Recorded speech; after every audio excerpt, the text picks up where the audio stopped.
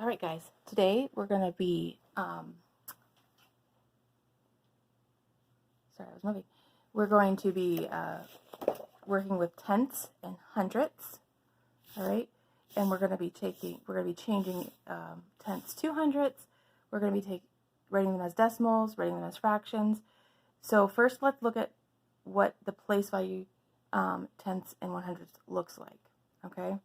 So if I have 1/10, it looks like that, because remember, here's our ones place, here's our tens place, then we have our tenths place, okay? And so this little area model here shows us our tenths, and if we have 1/10, we color that in. So now, if I want to put, show where the hundreds place is, the hundreds place is going to be here. Hundredths, sorry, I even wrote it wrong. Okay, hundredths. And then our, there's a D, so let's fix that. Hundredths, like that. Okay, so that's our hundredths place. This is going to, then our hundreds place is over here. Okay, so, and you can see, so it goes 1, 10, tenths, tens, hundreds, hundreds. See how they're, okay? So if I color in a tenth, what do you notice? It's 10 hundredths. 10 hundredths is the same as 1/10. So it's like every other place value. Once you get to 10, you have to move your number to the next place value. Okay? So the things that are going to be equivalent are 1/10 is equal to the same as 10 hundredths. Okay?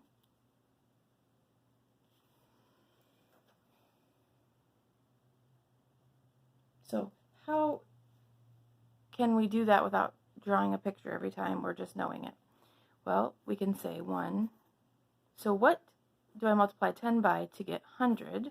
100. Well, I would multiply it by 10. So then whatever I do the bottom, I must do to the top, because 10 over 10 would equal 1. So it's like multiplying it by 1.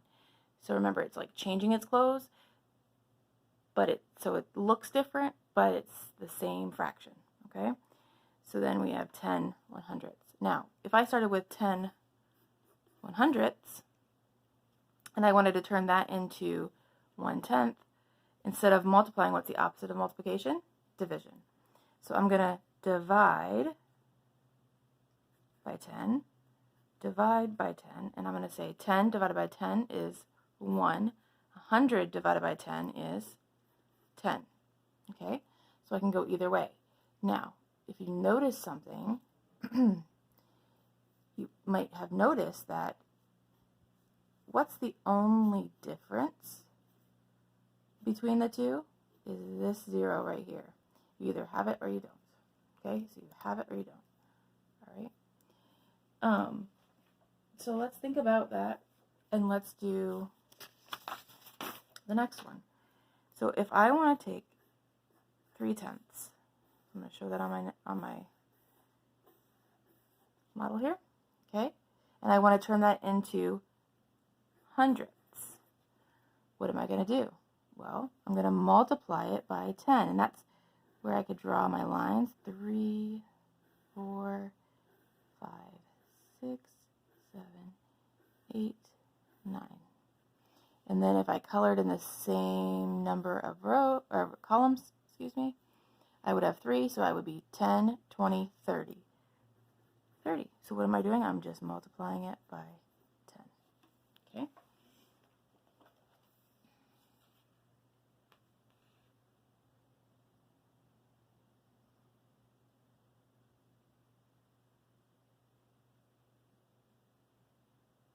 So what if we wanted to do the same thing with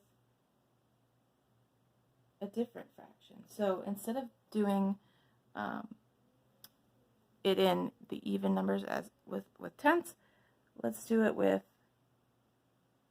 this one. So 52 hundredths. How would I model 52 hundredths before we get into how we work with that? So 1, 2, 3, 4, 5, 6, 7, 8, 9. So how am I going to do that? Well, let's start with the tens place. So I'm going to color in 10, 20, 30, 40, 50, and I still have 2, so I'm going to do 1, 2. So that's how you would model it.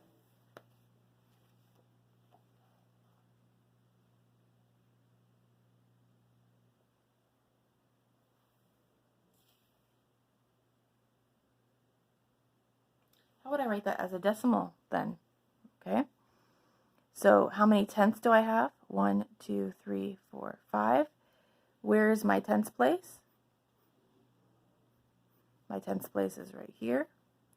So I'm going to put 5 tenths. And then how many hundredths do I have left over? 2.